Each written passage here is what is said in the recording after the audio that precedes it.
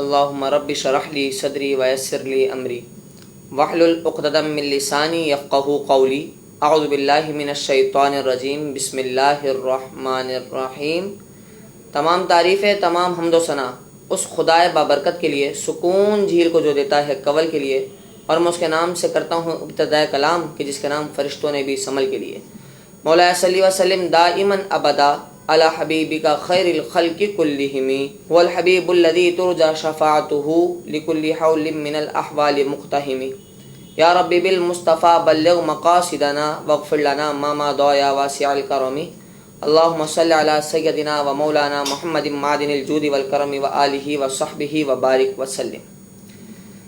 سب سے پہلے تو پاکستان میں موجود، حیدرآباد میں موجود اور کنٹری نیوز کے تمام ہی ناظرین کو حافظ محمد عمار قریشی کا السلام علیکم۔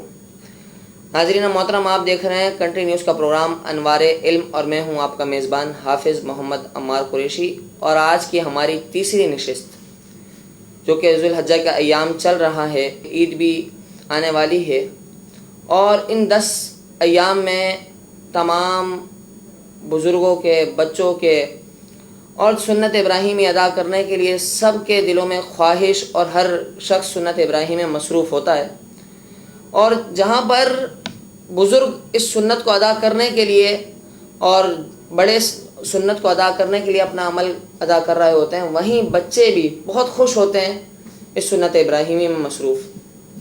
آج کا ہمارا موضوع قربانی کے مسائل، وہ قربانی جس کے بارے میں ہم نے پچھلی مرتبہ یہ سنا، گزشتہ نشست میں ہمارے مفتی صاحب ہمیں بتا رہے تھے کہ قربانی کی اہمیت کیا ہے اور یہ قربانی کی کیوں جاتی ہے، اس کی وجہ کیا ہے۔ آج ہم ان کے مسائل، کیونکہ 2 دن رہتے ہیں اور جہاں جہاں تک ہماری آواز پہنچ سکے، جہاں جہاں تک ہمارا پیغام پہنچ سکے، اور جو اس کو سن کر اپنے مسائل کو سیکھ لے، درستگی میں آ جائے، تو ہمارے لیے اس سے ثواب کی بات اور کیا ہوگی کہ ہماری وجہ سے کسی نے ایک چیز کو سیکھا، جانا، سمجھا اور اس پر عمل کیا۔ ناظرین محترم، قربانی کے حوالے سے سب سے پہلے میں یہ بتاتا چلوں، قربانی وہ عمل ہے کہ جس کے اندر ریاکاری اور دکھاوا بہت جلدی آتا ہے۔ تو قرآن کریم کی ایک آیت مبارکہ سورہ حج کی آیت نمبر 37 میں اللہ جل وعلا ارشاد فرماتا ہے کہ اللہ تعالیٰ تک نہ تو ان کا گوشت پہنچتا ہے اور نہ ہی کھال۔ اور ایک حدیث مبارکہ میں حضور سید عالم صلی اللہ علیہ وسلم کی ایک بڑی خوبصورت حدیث مبارکہ بھی پتہ چلتی ہے کہ سرکار علیہ الصلوۃ والسلام کے صحابی حضرت برہ رضی اللہ تعالیٰ عنہ فرماتے ہیں کہ سرکار علیہ الصلوۃ والسلام نے فرمایا کہ اس دن کا آغاز ہم یوں کریں گے کہ پہلے ہم نماز ادا کریں گے اور پھر قربانی کریں گے۔ یہ حدیث مبارکہ میں اپنے الفاظ میں آپ تک پہنچا رہا ہوں کہ حضور نے فرمایا کہ ہم اس دن کا آغاز یوں کریں گے کہ پہلے ہم نماز ادا کریں گے۔ تو اس سے یہ پیغام دیا گیا کہ نماز بہت ضروری ہے، نماز ہمارا پہلا فریضہ ہے، اول فریضہ ہمارا نماز ہے، اور پھر ہم اللہ جل وعلا کی راہ میں قربانی کریں گے۔ ناظرین محترم، قربانی کے بارے میں جس میں ہم نے یہ سنا کہ یہ سنت ابراہیمی ہے، اور گزشتہ نشست میں ہم نے اس کی بہت اہمیت جانی، بہت اہمیت سنی۔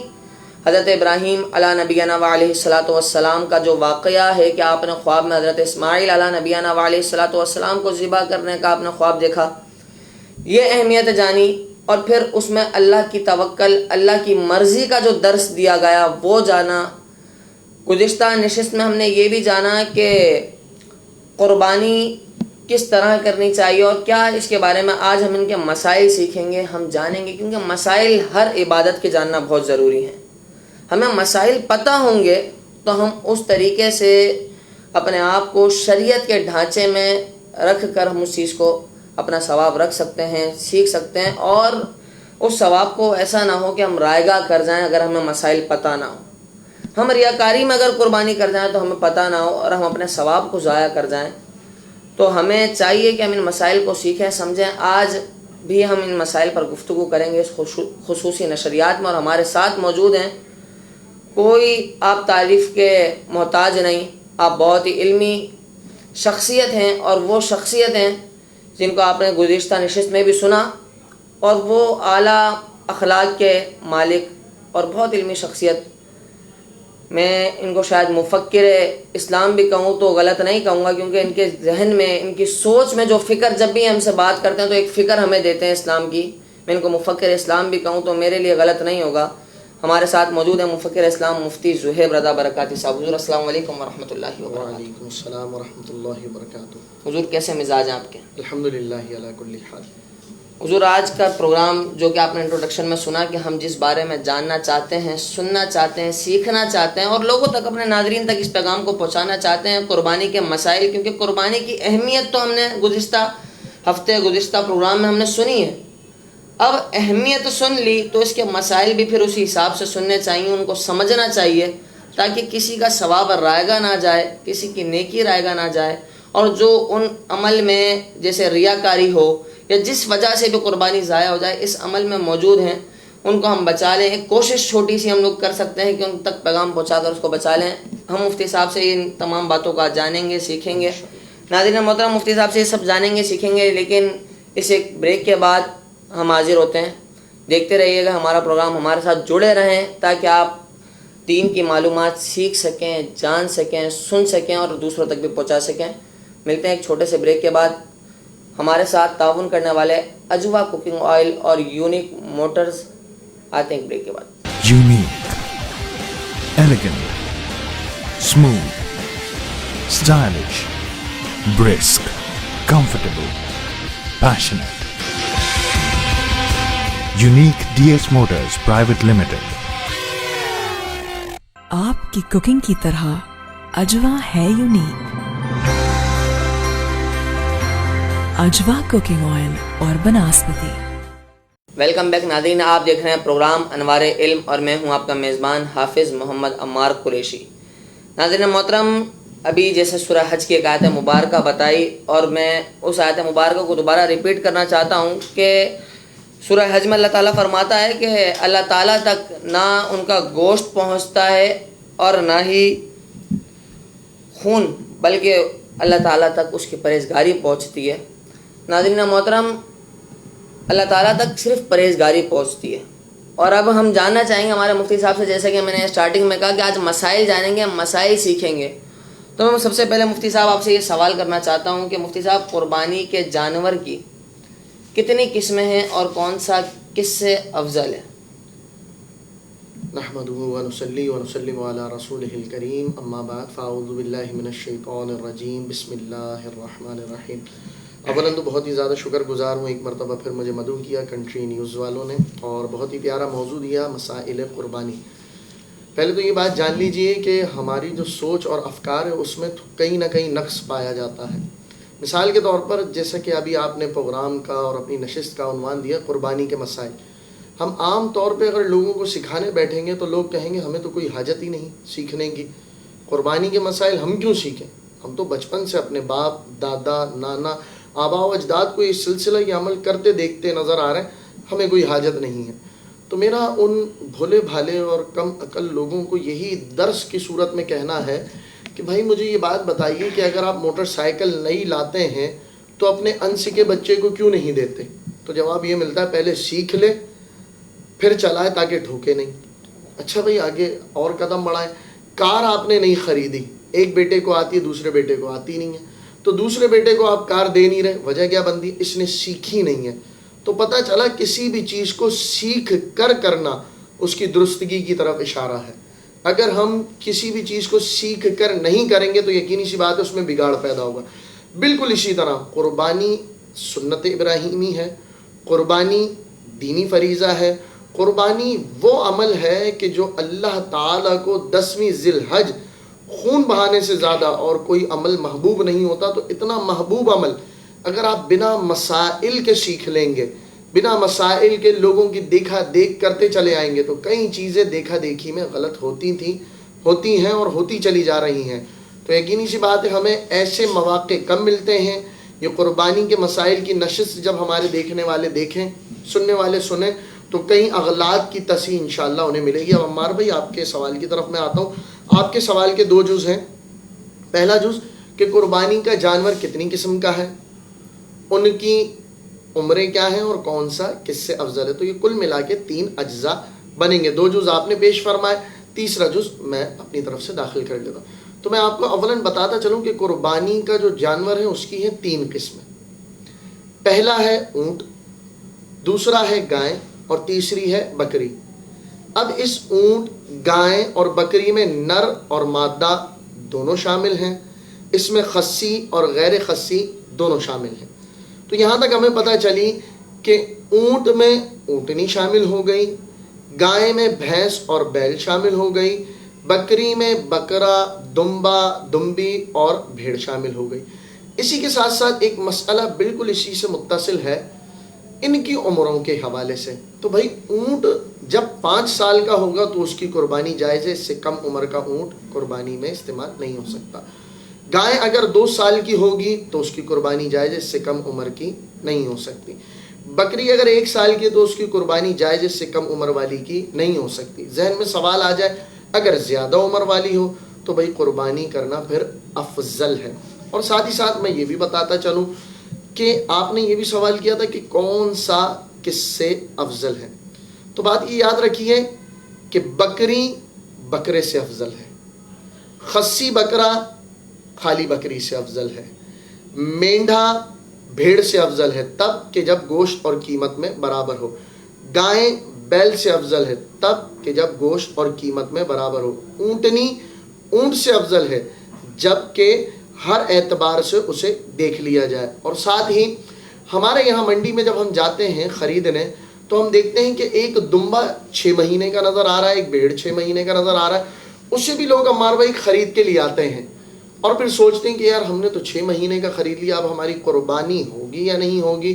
تو اس مسئلے کو بھی سماعت فرما لیجیے کہ اگر دمبا یا بھیڑ 6 مہینے کا ہے مگر اتنا صحت مند اور فربا نظر آ رہا ہے کہ دیکھنے والا کہے کہ ہاں یہ 1 سال کا ہے, یہ رویت آپ کی بتائے, یہ رائے بتائے کہ ہاں 1 سال کا ہے, تو اب اس رائے کے بعد, اس رویت کے بعد وہ 6 مہینے والا بھیڑ یا دمبا بھی قربانی کے لائق ہے, اس کی قربانی بھی جائز ہے. اچھا مفتی صاحب, سوال یہ ہے کہ شرائط قربانی کیا ہے؟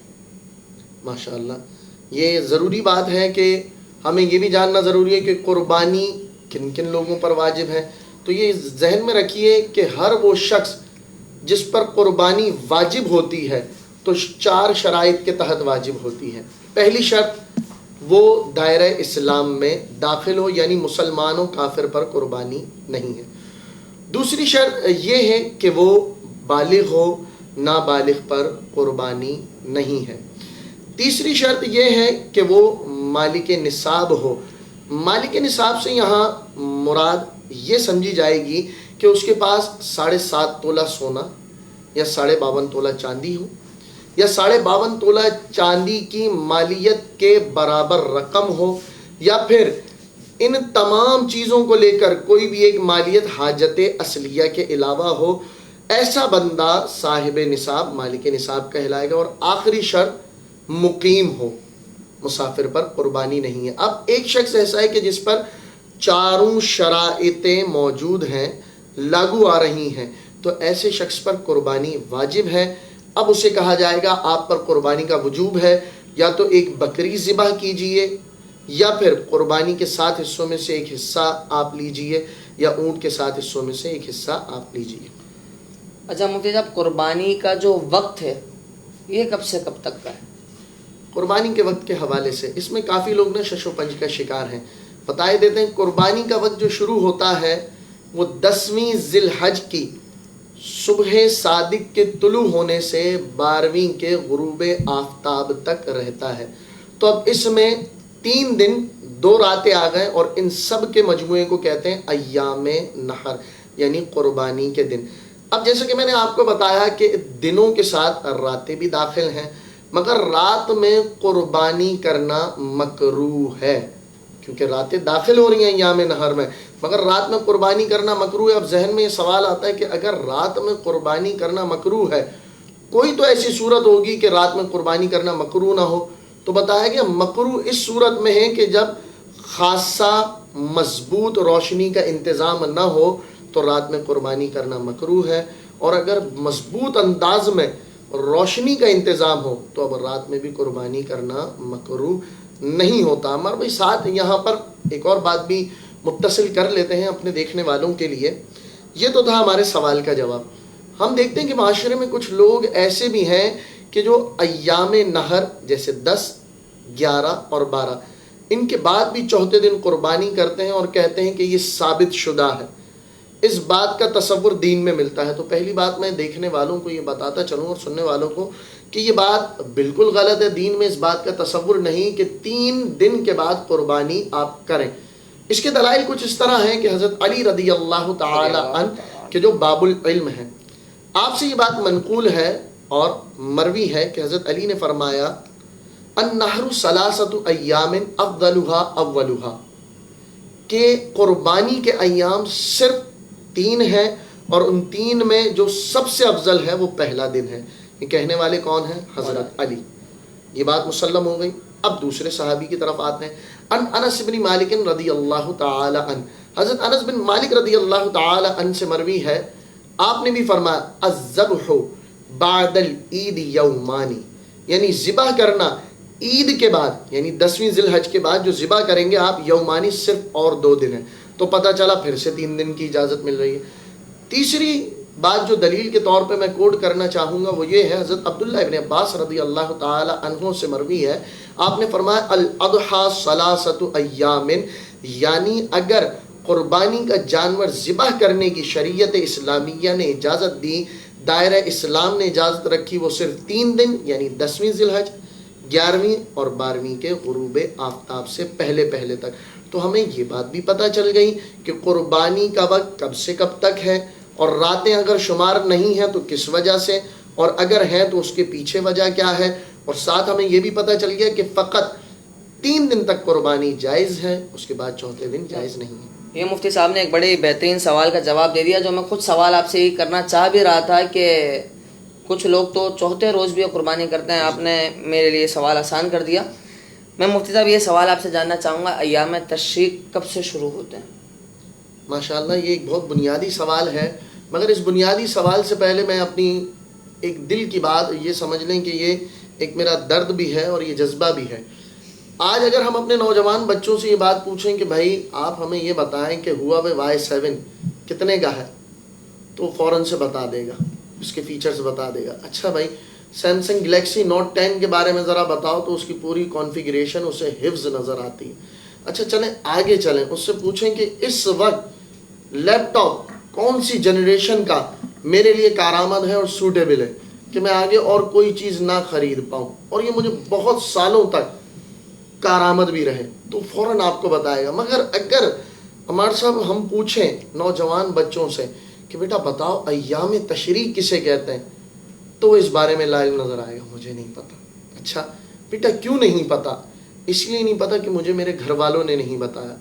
گھر والوں نے نہیں بتایا, انہیں کسی نے نہیں بتایا, ان کے پوچھا جائے انہیں کسی نے نہیں بتایا, جبکہ یہ بنیادی چیز ہے ایام تسلسل چل رہا ہے کہ اوپر سے کسی نے لا علمی کا. لا علمی کا میں یہ بات اکثر کہتا ہوں کہ علمی یتیمی بہت زیادہ پھیلنے لگ گئی ہے. تو یہ لا علمی کا تسلسل ایسے ہی پروگراماتوں کی وجہ سے ختم ہوتا ہے اور ایسے ہی چینل قدم اٹھایا کرتے ہیں. ایام تشریق کے بارے میں سوال تھا تو میں بتاتا چلوں. ایام تشریق 2 لفظ آپ نے بولے, ایک لفظ بولا ایام اور ایک بولا آپ نے تشریق. ایام جمع ہے یومن کی, اور یومن کہتے ہیں ایک دن کو, ایام کہتے ہیں بہت سارے دن. تشریق یہ عربی زبان میں باب تفعیل کا مصدر ہے, اور باب تفعیل ثلاثی مزید فی کے ان ابواب میں سے شمار ہوتا ہے کہ جو بے حمزہ وصل ہیں, اور تشریق کا مطلب ہوتا ہے ٹکڑے ٹکڑے کرنا. اب ایام تشریق کب سے شروع ہوتے ہیں؟ 9 ذی الحج کی فجر سے لے کے 13 ذی الحج کی عصر تک, یہ سب کیا کہلاتے ہیں؟ ایام تشریق. ان میں ایک تکبیر پڑھی جاتی ہے, اس تکبیر کے الفاظ ہیں اللہ اکبر لا الہ الا اللہ واللہ اکبر وللہ الحمد. ایام تشریق میں یہ تکبیر پڑھی جاتی ہے. اچھا اب کتنی مرتبہ پڑھنی ہے اور کب پڑھنی ہے؟ تو بھائی ہر فرض نماز کی جماعت جو کہ جماعت مستحبہ سے آپ نے ادا کی, اس کے سلام پھیرتے ہی فوراً 1 مرتبہ پڑھنا واجب ہے اور 3 مرتبہ پڑھنا افضل ہے. یہ صرف مرد حضرات پڑھیں گے گھر میں موجود فرض نماز کے بعد. فرض نماز کے بعد گھر میں موجود جو عورت ہے اس کے اوپر لازم نہیں ہے. اگر پڑھ لیتی ہے تکبیر تو اسے ثواب ملے گا، مگر اپنی آواز کو آہستہ رکھے. پھر ایک اور بات یہاں متصل ہے، ہم اس کو مزید ایک بریک کے بعد جانتے ہیں اور اس کو مزید اس کو کنٹینیو کریں گے اور اس کو جانیں گے، اس سے سیکھیں گے مزید اس کے بارے میں. ابھی ہم سن رہے تھے ایام تشریق کے بارے میں اور بڑے ہی بہترین طریقے سے مفتی صاحب بتا رہے تھے کہ کس طرح علمی یتیمی ہمارے معاشرے میں پھیل رہی ہے. اللہ پاک ہم سب کو علم سیکھنے کی بھی توفیق عطا کرے. ملتے ہیں ایک چھوٹے سے بریک کے بعد. ہمارے ساتھ اسپانسر کرنے والے اجوا کوکنگ آئل اور یونیک موٹرز ہمارے ساتھ تعاون کر رہے ہیں، ان کا بھی بہت مشکور ہوں، بہت شکریہ ان کا بھی. کنٹینیوس کی طرف سے ہم لوگ ان کا بھی شکریہ ادا کرتے ہیں. ہمارے ساتھ جڑے رہیے تاکہ آپ مزید دینی معلومات سیکھ سکیں، جان سکیں اور اس کو آگے بھی پھیلا سکیں. Unique, elegant, smooth, stylish, brisk, comfortable, passionate. Unique DS Motors Private Limited. آپ کی کوکنگ کی طرح اجوا ہے یونیک. اجوا کوکنگ آئل اور بناسپتی. ویلکم بیک ناظرین، آپ دیکھ رہے ہیں پروگرام انوار علم اور میں ہوں آپ کا میزبان حافظ محمد عمار قریشی. اور ابھی ہم مفتی زہیب رضا برکاتی صاحب مفکر اسلام سے جان رہے تھے کہ ایام تشریق ہیں کیا. مفتی صاحب جہاں سے میں چاہتا ہوں کہ سلسلہ ٹوٹا تھا آپ وہیں سے اس چیز کو دوبارہ کنٹینیو کریں اور اس کو جوڑتے ہوئے اپنی بات کو مکمل کریں. ماشاء اللہ عمار بھائی، یہ تو حقیقت ہے کہ گفتگو کرتے کرتے بھی وقفہ لینا ضروری ہے اور نشریات کو بھی بلندی کے اعتبار سے لے کے جانے پہ بھی وقفہ لینا ضروری ہے. ہم بات کر رہے تھے ایام تشریق پر، تو میں نے آپ کو یہ بتایا تھا کہ اگر عورت نے ایام تشریق میں تکبیر پڑھ لی تو پڑھنے پہ اسے ثواب ملے گا، مگر اس کے لیے ایک احتیاط ہے کہ وہ اپنی آواز کو مدھم رکھے کہ کسی نامحرم کے کان تک نہ پہنچے. اس کے ساتھ ہی میں آپ کو یہ بات بھی بتاتا چلوں کہ یہ جو تکبیر ہے اللہ اکبر، یہ اللہ کے محبوب اور مقرب بندوں کی ادائیں ہیں. لوگ یہ جو اعتراض کرتے ہیں نا کہ اللہ کے محبوب بندوں کی ادائیں دین کا حصہ نہیں، تو ان سے میرا یہ سوال ہے کہ یہ اللہ اکبر لا الہ الا اللہ واللہ اکبر وللہ الحمد، کیا اس میں سے کچھ حصہ جبریل امین نے نہ کہا تھا؟ کیا اس میں سے کچھ حصہ حضرت ابراہیم علیہ السلام نے نہ کہا تھا؟ کیا اس میں سے کچھ حصہ حضرت اسماعیل علیہ السلام نے نہ کہا تھا؟ یہ تینوں شخصیات اللہ کی مقرب ہیں، تینوں اللہ کی محبوب ہیں. اب یہ دیکھیں، ہمیں یہ پتہ چلتا ہے کہ دین میں کئی باتیں ایسی ہیں کہ جو اللہ کے محبوب کی ادائیں ہوا کرتی ہیں. تو اس محبوب کے کیا کہنے کہ جو وجہ تخلیق کے کائنات بن کر آئے ہیں، تو ان کی اداؤں کو اپنا کر اگر جشن عید میلاد النبی بھی منایا جائے تو وہ سب سے بڑھ کر عبادت ہوتی. تو یہ ایک بنیادی بات تھی.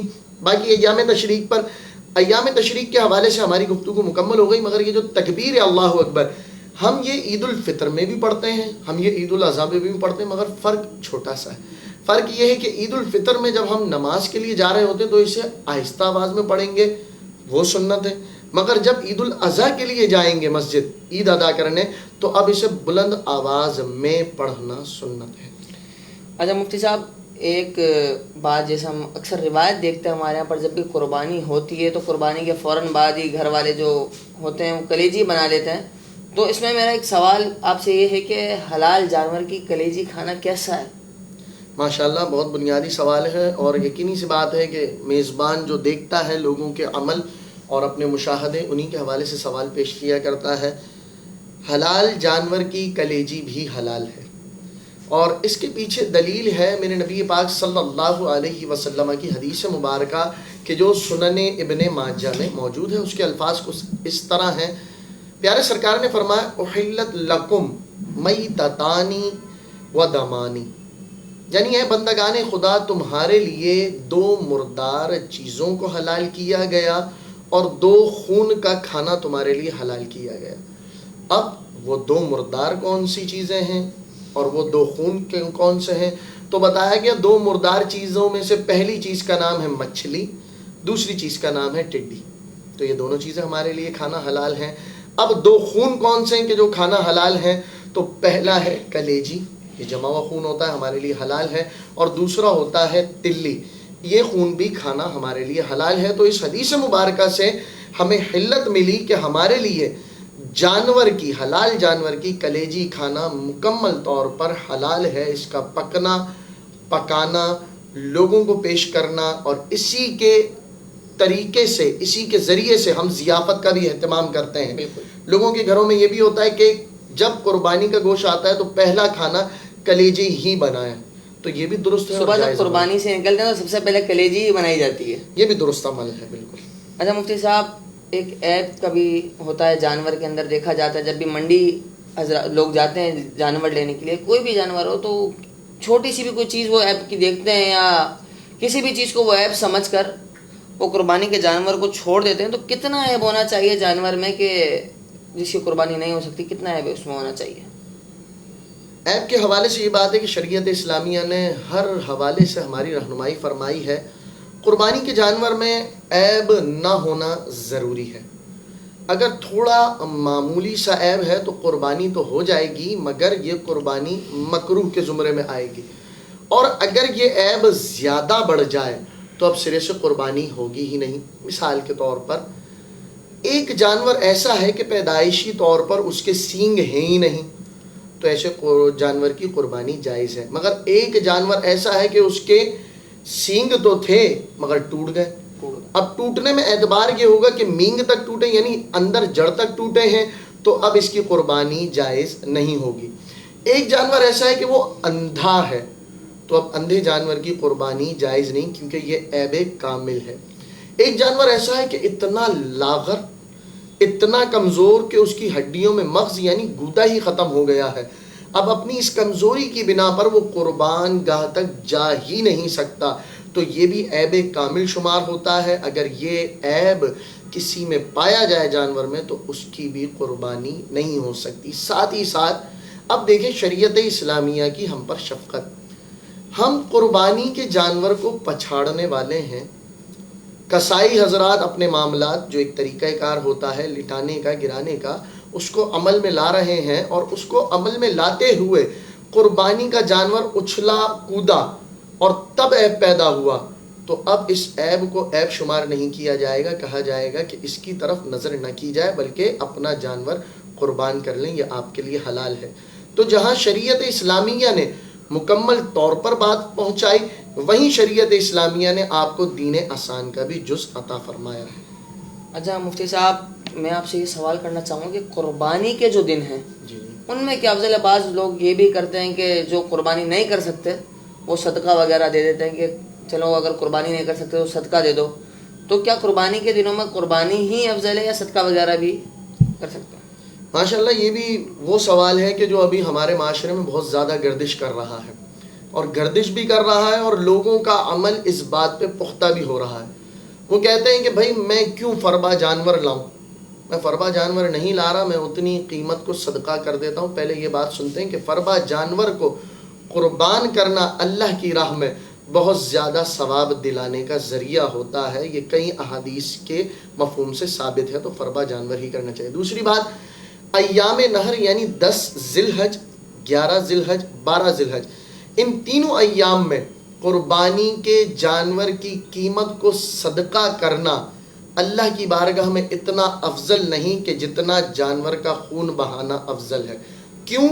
وہ اس لیے کہ قربانی یا تو سنت ہے یا پھر واجب ہے. کسی کے زمرے میں سنت ہے اور کسی کے زمرے میں واجب ہے. اب قربانی یا تو سنت یا تو واجب، اور صدقہ کیا ہے؟ محض یہ ایک نفلی کام ہے، خالصتاً نفلی کام ہے. تو آپ یہ بات مجھے بتائیے، نفل کا مقام چھوٹا ہے یا افضلیت کا مقام اعلیٰ ہے؟ تو عقل فیصلہ کرے گی افضل چیز اعلیٰ ہوتی ہے.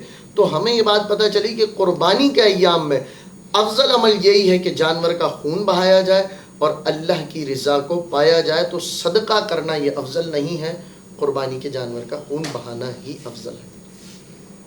ناظرین محترم، جیسا کہ ابھی آپ نے سنا، مفتی زہیب رضا برکاتی صاحب ہمیں بتا رہے تھے کہ ہم قربانی کے دنوں میں جو افضل ہے وہ قربانی ہی کرنا ہے، خون بہانا ہے. اور آپ یہ بھی بتا رہے تھے کہ جانور میں کتنا عیب ہونا چاہیے کہ اس کی قربانی ہو سکتی ہے.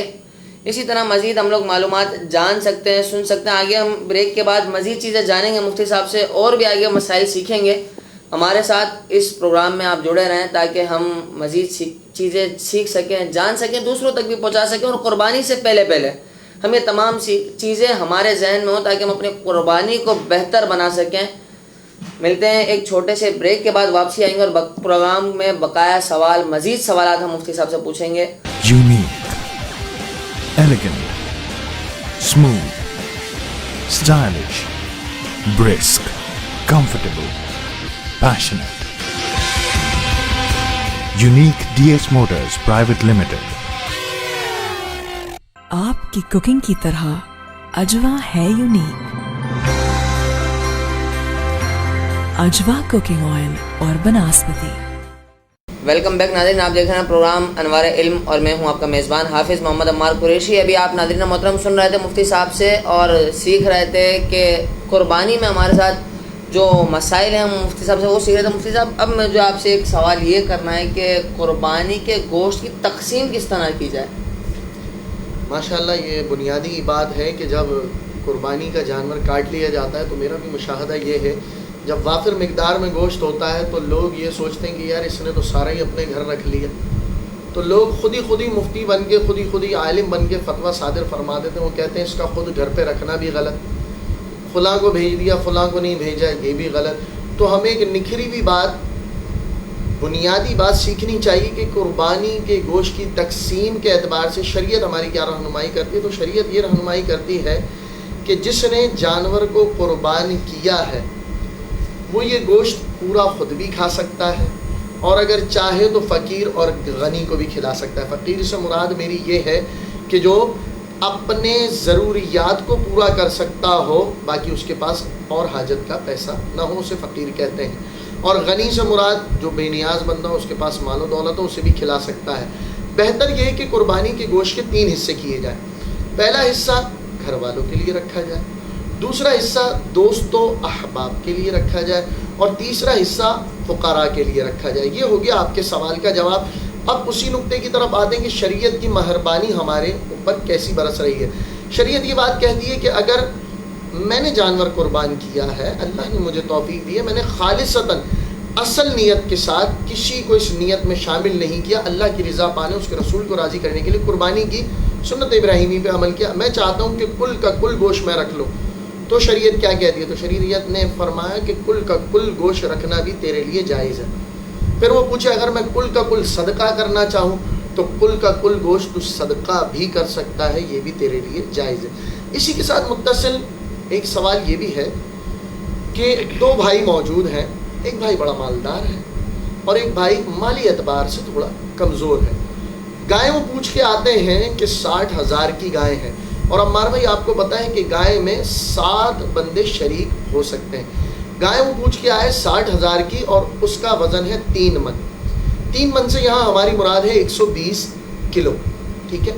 اب بڑے بھائی نے کہا کہ 7 حصے بنتے ہیں، بڑے بھائی نے کہا کہ 4 حصے میرے، چھوٹے نے کہا میرے پاس تو 2 حصوں کے ہی پیسے ہیں، تو 4 بڑے بھائی نے لے لیے اور 2 چھوٹے بھائی نے لے لیے، یہ کتنے ہو گئے؟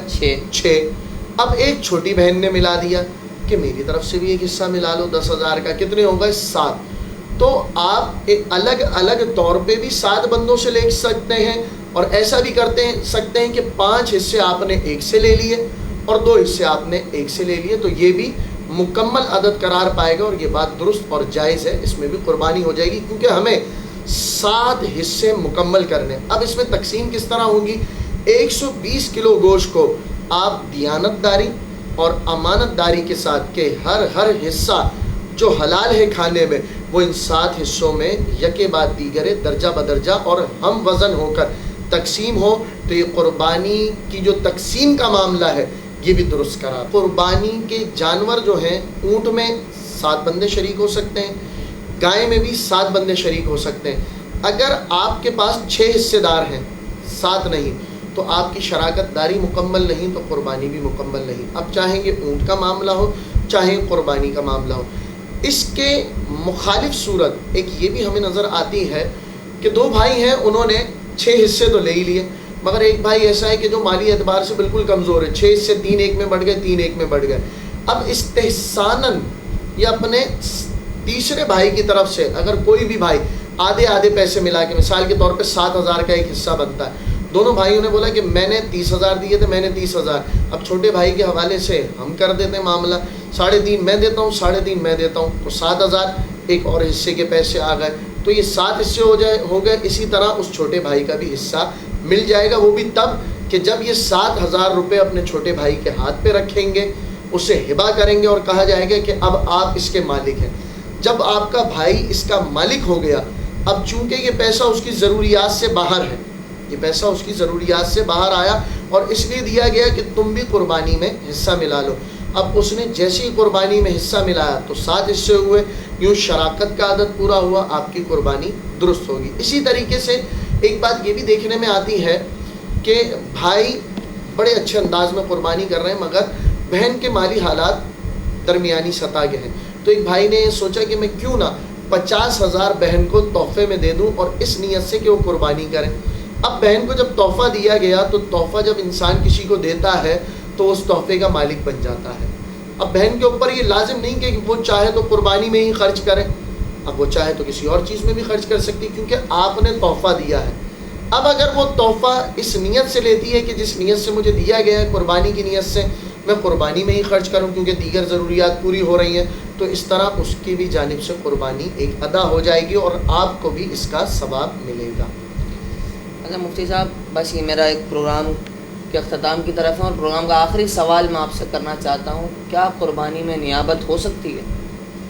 ماشاءاللہ، قربانی میں نیابت کا ہونے سے مراد یہ ہے کہ اپنا وکیل کسے بنانا، اپنا کسی کو نائب بنانا. ہم ایسے ملک میں موجود ہیں کہ جہاں اینیمل کٹنگ الاؤ نہیں ہے کیونکہ وہ ہمارا ملک نہیں، ہمارا وہاں اسلام کا نفاذ نہیں.